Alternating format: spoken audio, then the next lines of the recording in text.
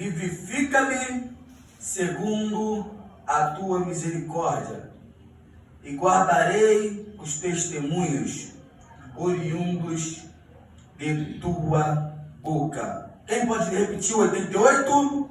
Vivifica-me segundo a tua bondade, então guardarei o testemunho da tua boca. Glória a Deus. Aleluia. Então esse livro de Salmo aqui, Aleluia, é um livro de Salmo, o maior livro da Bíblia, com os maiores versículos da Bíblia. aleluia. Livro de Salmo, a qual Davi escreveu, pela misericórdia do Senhor em sua vida, pois a espada tinha caído sobre Davi, seu reino, tudo mais, e Davi escreveu salmos por orações e misericórdia do Senhor.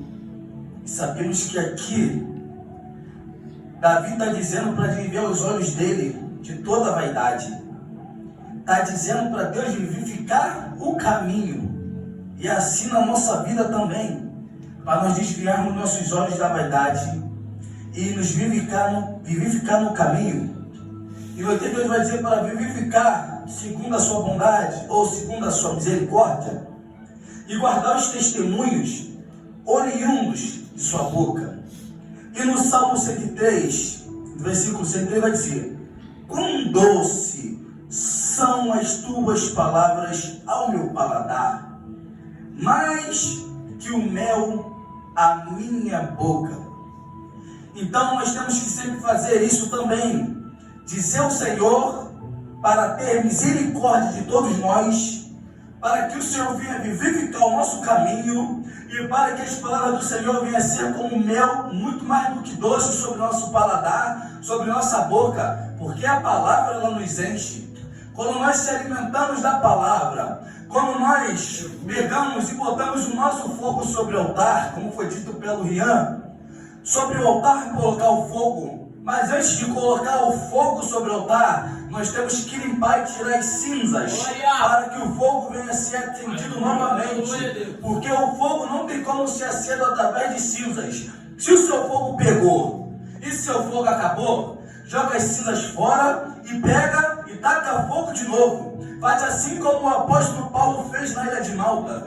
Paulo, o que ele estava fazendo? Paulo estava em Malta catando lenha, catando graveto para pôr fogo. Mas quando Paulo ele cata lenha para pôr fogo, o que acontece? A víbora morde a sua mão. E sabemos que a víbora do deserto é uma serpente venenosa, diferente de outras cobras e diferente de outras serpentes. E se você pesquisar o que é víbora do deserto, você vai ver como ela é. E ela é medonha, dá até medo de você olhar ela. E o que vai dizer? A víbora morde ele, mas nada aconteceu com ele, porque ele estava catando lenha para fazer o quê? Para pôr fogo. Aleluia. E sabemos que o inimigo, ele não consegue entrar no fogo. Quando você tem fogo, o inimigo se queima. E o inimigo se queimando, ele não consegue te atacar, porque você tem fogo sobre o altar. Você tem fogo sobre a tua vida. E o que acontece? Eu lembro do profeta Elias, quando ele estava discutindo ali com o povo, debatendo contra Baal, contra os profetas de Baal. E os profetas de Baal fazendo o altar deles e tentando fazer cair fogo do céu. E ali os profetas de Baal não conseguiram fazer cair fogo do céu. Mas o que Elias fez? Elias reconstrói o altar e joga água sobre o altar. Sabemos que o fogo não caiu ali de Baal e não teve cinzas. Mas para representar, Elias falou o quê? Já que não tem cinzas aqui com fogo, mas tem cinzas espirituais que não foram acesas, que vocês não conseguiram acender, porque tinham cinzas. E Baal não respondeu, porque tinham cinza de vocês, porque Deus não deixou acender o fogo, porque eles iam crescer e falar que Baal é maior. Aí Eliseu pega, monta o altar. Eliseu monta o altar, pega a água, manda trazer os servos trazerem água, o povo trazendo água, e joga água sobre o altar. Joga água sobre o altar. E como você vai acender fogo em cima de água? Mas sabemos que a água simboliza vida. E ele limpa aquele altar, trazendo vida para aquele altar, tirando tudo de ruim daquele altar. ele monta o altar, representando as tribos de Israel. E quando ele ora para o Senhor, ele ora e o Senhor manda cair fogo sobre o altar. E depois cai fogo sobre cada um profeta de Baal. E matou todos eles. E o que vai dizer? Quando nós pegarmos, nós estivermos cheios, e depois que nós esvaziarmos, para tirarmos a cinza das nossas vidas, nós temos que ter a palavra da vida. E nós tendo a palavra da vida, nós estamos varrendo todas as cinzas. E varrendo todas as cinzas, a água que jorra a vida eterna cai sobre nossas vidas e nos limpa. E quando nos limpa, aí cai o fogo sobre o altar nas nossas vidas. E o fogo vem caindo sobre o altar. E caindo sobre o altar, nós continuamos com a chama acesa. E foi assim também com o apóstolo Paulo na ilha de Malta. Acharam que ele ia morrer, mas só que a serpente não conseguiu matar ele. E a serpente simboliza Satanás desde o jardim do Éden. Desde o jardim do Éden, ele veio como um dragão, uma serpente voadora, e fala com Eva, e Eva cai no pecado, e Adão também cai. E quando ambos caem no pecado, Deus fala para a serpente: agora você se rastejará e comerá do pó da terra. Deixou de ser dragão para virar serpente. E nessa vida da serpente, ela não consegue. Mas o que a serpente faz? Se fosse o dragão antigamente, ele veria pelos altos, tentar nos dar bote pela nossa cabeça. Mas não, rastejará pelo chão. Rastejando pelo chão, a serpente fica escondida para dar bote. E quando nós estamos desprevenidos, ela vem dar o bote certo. E nós temos que estar o quê? Prevenidos aos ataques do inimigo que sempre vai vir sobre nossa vida. Porque se nós estivermos desprevenidos e nós estivermos com cinzas, o inimigo vai vir e vai dar o bote sobre nossas vidas. E quando ela dá bote em Paulo, nada acontece com Paulo. Paulo se permanece de pé. E acharam que Paulo era Deus. E ali Paulo vai para a casa de um centurião. E chega lá, cara, de um centurião, o que Paulo faz? Paulo ainda salva aquela família. E ainda foi hospedado na casa daquela família. Aleluia. E quando nós buscamos, e quando nós nos enchemos, nós conseguimos fazer coisas inacreditáveis aos olhos humanos, porque nós temos algo sobrenatural de Deus sobre nossa vida. E nós somos hospedados por aquela família, e aquela família nos hospeda. E quando nos hospeda, vem salvação sobre aquela casa. Então nós temos que fazer a diferença. Nós temos que limpar a cinza do nosso altar para que venha mais fogo sobre nossa vida, para que o quê? Nós viemos salvar mais vidas lá fora, que nós viemos salvar famílias. E aqui vai dizer no livro de Salmos: vivifica-me segundo a tua misericórdia, ou segundo a sua bondade. Mas para Deus vivificar, segundo a sua misericórdia, para Deus vivificar, segundo a sua bondade, nós temos que tacar fogo sobre o altar. E nós tacando fogo sobre o altar, Deus ele vai fazer, e Deus ele quer agir a cada momento. Mas para Deus agir, nós temos também que agir. E se nós não agirmos, não tem ação. E para ter ação, tem que ter reação. Então, para ter ação, nós temos que agir. Nós temos que ter a nossa reação e a nossa convicção que Deus ele vai fazer coisas nas nossas vidas. Então, nós temos que ser vivificados. Quando fala vivifica-me, ele faça viver segundo a tua misericórdia. Então nós temos que viver para a misericórdia de Deus vir sobre nossas vidas. Tem gente que fala, temos que pregar o que vivemos, mas também nós temos que pregar o que crê, porque se eu não fiz um morto ressuscitar, eu não posso pregar sobre isso. Então, porque tem que falar que a gente tem que pregar o que vive. Então, se eu não fizer o ressuscitar, eu tenho que tirar essa palavra daqui e não pregar ela. Mas nós temos que pregar o que crê, para que venha ser vivificado. Para que o dia que acontecer, nós cremos que Deus ressuscita. E quando chegar o momento, Deus usará nós como vasos, como fogo sobre o nosso altar, e fazer aquela vida viver. Foi assim que Jesus fez com Lázaro. Fez viver. E depois fez com os discípulos. ressuscitarem pessoas, sombras curarem, paralíticos andarem, cegos enxergarem, pessoas serem curadas, cegos veem, surdos ouvirem, mudos falar. E Deus, Ele quer nos usar capacitadamente, mas nós temos que botar a nossa vida sobre o altar e acordar nas madrugadas. E é difícil acordar nas madrugadas, porque às vezes o cansaço diz alto. Imagine, você vai trabalhar no dia de semana, é o dia mais pegado, e Deus te acorda no dia que é mais pegado. Aí você fica, que isso, Senhor, tem que orar. Mas às vezes o cansaço fala mais alto, porque a gente lembra do dia de amanhã, que lembra que nós temos que trabalhar pesado e acaba nem orando, e Deus tem um mistério para fazer, aí acaba o quê? Atrasando o mistério. E Deus tem mistério para fazer, e nós às vezes atrasamos o mistério de Deus na nossa vida. E Deus não quer que nós atrasamos o mistério dele na nossa vida. Deus quer que nós oremos. Deus quer que nós paramos, estudamos e guardamos a palavra. Apocalipse 1:3. Bem-aventurado aquele que lê, aquele que ouve, aquele que guarda as profecias deste livro, pois o tempo está próximo. Então, se nós pararmos para ler, estudar, pararmos para orar, o tempo vem ser próximo. E o fim do tempo está chegando, mas nós temos que estar com brasas vivas na nossa vida. E tendo brasa viva na nossa vida, nós chegaremos aonde Deus quer que nós chegamos. Deus quer nos usar, Deus quer nos capacitar, Deus quer nos levar longe. Mas nós temos que dar lugar para Deus. E é difícil dar lugar para Deus porque a luta é grande. Tem dia que nós estamos empolgados em dar lugar, mas tem dia de cansaço que a gente não dá lugar, mas é no cansaço que temos que dar lugar. Temos que estudar, temos que ler, não só orar na igreja, mas também em casa. Quando estiver na rua, pega o telefone, vou dar uma lida. Quem tem Bíblia no telefone também dá uma lida, porque ali nós estamos se alimentando. Deus não pega profetas parados, mas pega profetas em ação. E quando nós estivermos em ação, Deus vai usar.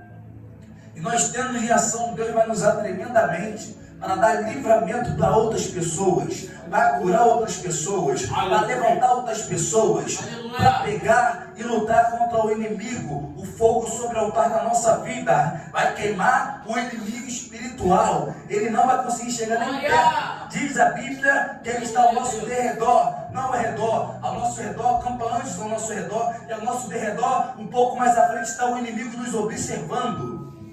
Por que ele fica ao derredor, mas não ao redor? Porque ele sabe que se ele chegar perto do redor, o fogo sobre o altar vai queimar ele. É por isso que não se aproxima, pois a luz que é em ti, o fogo que é em ti, as trevas não conseguirão chegar perto. Aleluia, Deus. Quanto mais você busca, mais fogo você tem. Quanto menos você busca, menos fogo você tem. E quando você não busca, fogo não tem. A Bíblia relata sobre isso, sobre os talentos. E como eu digo sempre, quem busca muito, recebe muito. Quem busca pouco, recebe pouco. Mas quem não busca, não recebe nada. Nós temos que buscar para receber. Aquele que bate, encontra. Aquele que bate, acha. Aquele que bate, recebe. Aquele que bate, o Senhor ouve bater na porta. E o Senhor abre as portas. Mas aquele que não bate, não encontra. Aquele que não bate, não recebe. Aquele que não bate, as portas não conseguem se abrir. Porque Deus quer abrir grandes portas. Mas se não bater, para não abrir a porta, o inimigo, o próprio Satanás, vai abrir portas para você. E não são portas que é de Deus abrindo para você, mas é a porta que Ele está abrindo para te levar à perdição. Mas quando você bate, você encontra, você busca, Deus abre a porta da salvação. A porta da salvação está em muitos lugares. Pode estar no seu trabalho. Deus, eu quero um trabalho. Você bateu, Ele abriu a porta. E através daquele trabalho te traz salvação. Porque é através daquele trabalho que Deus abriu para você, que é para você fazer a obra lá dentro. E você traz salvação para aquele povo que está lá dentro. Ainda traz a salvação para você porque você está fazendo a obra. Tiago 2,14. Porventura, alguém que tem fé e não tem obras, vai dizer que a obras é morta. Mostra a tua fé que eu te mostro as minhas obras. Então a fé e a obra são juntas. A fé e a obra são casadas. O próprio Jesus veio à terra e fez obra. E disse, eu vou para o Pai. E vocês farão obras maiores do que a minha. 2 Timóteo capítulo 2, verso 15. Procura apresentar a Deus como obreiro aprovado, que não tem de se vergonhar e que maneja a palavra da verdade. Então nós temos que mostrar que nós somos obreiros, que nós estamos na obra, que nós estamos manejando a palavra da verdade, que nós estamos ali fazendo a vontade de Deus. E eu pergunto, será que nós estamos aprovados por Deus? Procura apresentar a Deus aprovado. Nós estamos apresentando aprovado? Ou nós estamos apresentando reprovado a Deus? Porque a palavra vai dizer, procura apresentar a Deus aprovado. Temos que se apresentar a Deus aprovado. E nós temos que estar aprovado, não reprovado. E que não tenha vergonha. E que maneje a palavra da verdade. Então nós temos que apresentar aprovado. Nós não podemos ter vergonha. Não podemos dizer não. E nós temos que manejar a palavra da verdade. Eu não posso esperar estar preparado para subir. Não posso estar preparado para evangelizar. Não posso estar preparado para pregar. Não posso estar preparado para orar. Não posso estar preparado para jejuar. Nós temos que pegar e fazer. Com vontade e sem vontade, mas fazer. Deus botou uma brasa sobre a boca de Isaías. Isaías falou, Senhor, meus lábios são impuros. Deus vai lá, envia um anjo e põe uma brasa sobre a boca dele. E falou, quando o senhor abrir a sua boca, eu direi. É só abrirmos a boca. E Deus usará e Deus dirá. Aleluia, Deus. Nós não precisamos estar estudando, porque às vezes nós estudamos muito e não estamos aprovados. Mas quando nós pegamos, subimos, falamos, evangelizamos, oramos, jejuamos, quando nós fazemos, nós se tornamos aprovados. Por quê? Porque nós estamos no esforço. Estamos se esforçando para Deus. E cada vez que a gente se esforça para Deus, cada vez que nos esforçamos, Deus nos aprova. A Bíblia diz, eu não escolhi capacitados, mas eu capacito os escolhidos. Então é Deus que capacita. Nós não podemos esperar nos capacitar para fazer. É Deus que nos capacita, porque nós somos escolhidos. Não podemos ter vergonha um do outro. Não podemos ter vergonha se vai falar que tu fala bem, se tu fala mal. Tem gente que é analfabeta e sobe para o reino. E tem gente que é versado, inteligente aí e vai descer para o inferno. Quanto mais conhecimento é melhor. Mas quanto mais conhecimento, mais soberba.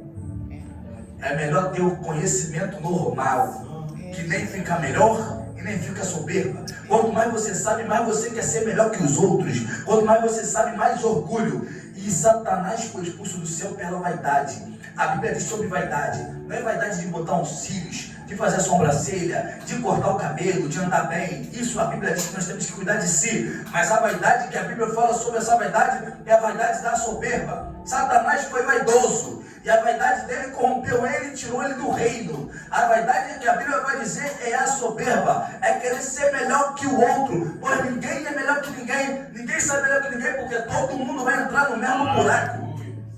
Todos serão julgados. Apocalipse 20:15 vai dizer sobre isso. Apocalipse 20 vai dizer sobre os juízes de Deus. Todos foram julgados. Pequenos, grandes anjos caídos vão ser julgados. Crianças vão ser julgadas, adultos vão ser julgados, jovens vão ser julgados, idosos vão ser julgados, todos serão julgados. Até os anjos caídos serão julgados, todos serão julgados. E não tem para onde correr. Se todos vão ser julgados, é porque não tem ninguém melhor do que ninguém. Se eu sou melhor do que você, então eu não vou ser julgado. Se todos vão ser julgados, ninguém é melhor do que ninguém. Nós temos que pegar e fazer. Pega aí, faça. Só pega aí, faça. Quando Deus pegou Ezequiel pegou e fez. Quando Deus pegou Isaías pegou e fez. Quando pegou Jeremias, só apenas uma criança. Ele quis saber que era apenas uma criança. Pegou e fez. Nós temos que fazer. E se nós não fizermos, não adianta. Nós ficaremos para trás. Seremos deixados para trás. Porque nós estamos botando empecilho no meio das coisas e não estamos querendo fazer nada, porque nós queremos inventar desculpa de que temos que melhorar nisso, temos que melhorar naquilo para poder fazer algo. E Deus não quer esperar você fazer isso e aquilo. Se eu vou esperar para melhorar, e se eu partir antes, eu não fiz nada, porque eu estava esperando eu melhorar para fazer. Nós temos que pegar e fazer. Fazer a vontade de Deus. Jesus desceu à terra e disse: eu vim fazer a vontade de meu Pai. Então nós temos que fazer a vontade do Pai. E nós temos que fazer a vontade do Pai. Não a nossa vontade de esperar, mas sim a do Pai. Jesus nasceu pequeno, bebê, estava já sendo perseguido e teve que fugir para o Egito, até a hora de morrer. Jesus, depois com 12 anos de idade, estava ensinando um tempo para mestres já velhos, caducos, adultos, sendo ensinado por criança. Nós temos que pegar e fazer. Jesus depois continuou fazendo a obra até ele morrer e ressuscitar. Então nós temos que fazer. E nós fazendo, Deus, Ele nos ajudará. Deus porá palavra sobre nossas bocas. Aleluia. E nós pegamos e fazer é melhor do que não fazer. Nós pegamos e fazer é melhor do que esperar para fazer. Nós pegamos e fazer é melhor do que nós ficarmos estudando, lendo, orando, jejuando para fazer. Deus quer que nós pegamos e faça. Faça, mas continue lendo. Faça, mas continue orando. Faça e vai se aperfeiçoando. Nós temos que se aperfeiçoar, porque se a gente não se aperfeiçoar, não adianta. E eu lembro quando eu entrei para o Evangelho a primeira vez na minha vida, eu não sabia de nada, mas eu tinha aquela coragem de dor e eu ficava na igreja, aquela oportunidade, ficava vendo um versículo. E vou dar esse versículo aqui, ó. A gente nem lia a Bíblia toda, a gente nem lia um capítulo inteiro, a gente só lia versículos isolados. Não, aquela oportunidade, eu falei esse versículo, eu vou explicar só esse versículo. A gente pegou e fez até Deus aperfeiçoar a nossa vida. Aleluia. E até hoje nós estamos aprendendo. Aleluia. Até hoje nós estamos gerando conhecimento para que a gente venha andar conforme o que o Senhor quer. E nós andamos conforme o Senhor quer, Deus vai fazer. 2 Crônicas 7,14 vai dizer: se o meu povo, que se chama pelo meu nome, se humilhar e orar, e buscar a minha face, e se converter dos seus maus caminhos, então eu ouvirei dos céus, perdoarei os seus pecados e sararei a sua terra. Então o povo tem que fazer o quê? Tem que chamar o Senhor pelo nome, tem que se humilhar, tem que orar, tem que buscar e se converter todos os dias. Nós temos que se converter, todos os dias nós temos que reatar a aliança, todos os dias nós temos que reconciliar. Então Deus está falando que o povo tem que chamar Ele sempre pelo nome, tem sempre que se humilhar, tem sempre que orar, tem sempre que buscar e botar a prática e a fé em ação. Aleluia, Jesus.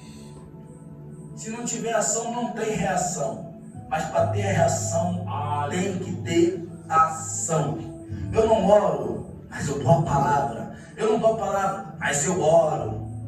Então nós temos que casar as coisas. Eu não sou de dar muito palavra, mas eu louvo. Eu não sou muito de louvar, mas eu sou de orar. Mas tem que fazer algo para o reino. Eu não sou de orar, não sou de dar palavra. Eu não sou de louvar, mas eu dou testemunho. Chego aqui, Deus me abençoou hoje, depois assim, passado eu pisei ali, o demônio implantou, e Deus não sei o que, fez milagre, e cheguei ali assim, e dar testemunho do que aconteceu. Porque todas as coisas são casadas: oração, louvor, palavra, testemunho. Tudo é bendito ao Senhor, e tudo é para a edificação da igreja. A Júlia vem nova, edifica a igreja. Vem o presbítero e dá uma palavra, edifica a igreja. Vem a pastora e faz uma oração, edifica a igreja. Vem outro irmão e dá um testemunho, edifica a igreja. E tudo dá um edificando o outro para levantar a fé um do outro. E devemos suportar a fraqueza dos fracos, não agradar nós mesmos, mas agradar uns aos outros, para o que é bom na edificação. Romanos 15 vai dizer, eu sempre falo de Romanos 15, é agradar um ao outro na edificação. É Salmos 133, com bom e com suave que os irmãos convivem em união. Conviver em união é não chegar a dizer, varão não sabe pregar direito, mas estamos em união, vamos lá, pregando. O outro não sabe louvar, a outra não sabe louvar, mas estamos em união. Está continuando, está louvando, mas a gente vai falar, não sabe. Falar, que bom, que Deus continue usando. Que continue usando e Deus faça usar mais ainda. Que venha aperfeiçoar mais ainda. Usa essa pessoa, Senhor. É um incentivar o outro. Não ser um melhor do que o outro. Ó, como eu sabe que os irmãos convivem em união. Quando você convive em união, o que acontece depois? O óleo precioso que desce sobre a barba de Arão. Então, para o óleo precioso chegar sobre a barba, tem que passar pela cabeça. Então, o óleo desce pela cabeça até chegar à barba.